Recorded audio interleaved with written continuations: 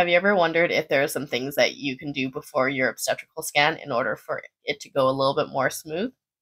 Hey, my name is Kara. I'm an ultrasound tech, and let's talk today about some of those things that you can do before your obstetrical scan, as well as during your ultrasound, in order to make the exam go a bit more smoothly. Now, sometimes no matter what we do, whether that be on the patient side of things or the ultrasound tech side of things, baby is super stubborn and it doesn't cooperate during the ultrasound scan. That is just how it is sometimes, and then we have to rebook in that case. But let's go over a couple things that you can do as the patient in order to make things go as smoothly as possible. Now, one of the first things is make sure that you are either on time for your exam or that you are a little bit early for your exam. In the clinic that I work at, as well as I think for most clinics, you do have to go ahead and check in at the front desk first.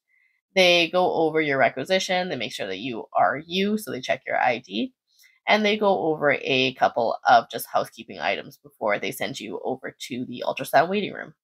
This can take a little bit of time, so if you're arriving, let's say, at your appointment for 9:45, exactly at 9:45, by the time you get all checked in, then it is going to be a little bit past that time, and that is going to cut into the time that we have in order to perform your scan. So it is always just best practice to try and be there a little bit earlier for your ultrasound scan. It's also really important for you to be hydrated for this scan. In the first trimester, we want patients to have a full bladder so that we can actually see both baby as well as the uterus and all the underlying structures for that pregnancy.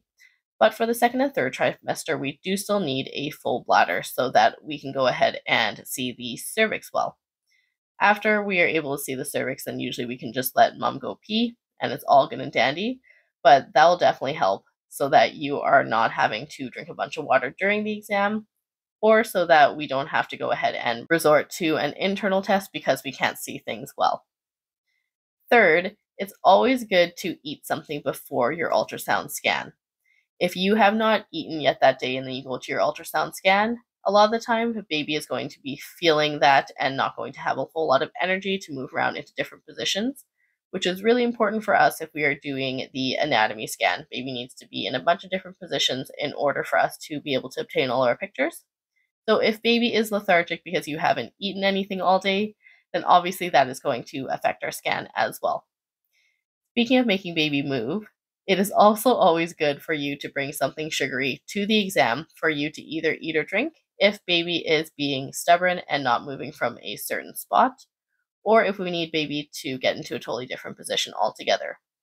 Usually I recommend patients just to bring some candy, or they can bring a pop, whatever kind of floats your boat. But usually that little extra kick of sugar is going to get baby moving, and then we can hopefully obtain the rest of the images after that. And lastly, it is also good to try and get a good night's sleep the night before, just so you're more relaxed and in the moment, hopefully, when we are doing the scan and when we are showing you baby. And usually I find that a mom who is relaxed and not stressed tends to have a bit of a better exam than one who is really tired or really stressed out. I feel like baby can probably pick up on that, even in utero, which is crazy, but that's just from my personal experience. Hopefully, these tips have been helpful for you and they help your exam go a little bit better if you've had a stubborn baby so far for ultrasound scans. And as always, please like and comment and subscribe if this has been helpful for you. And also check me out on TikTok. I make videos over there as well.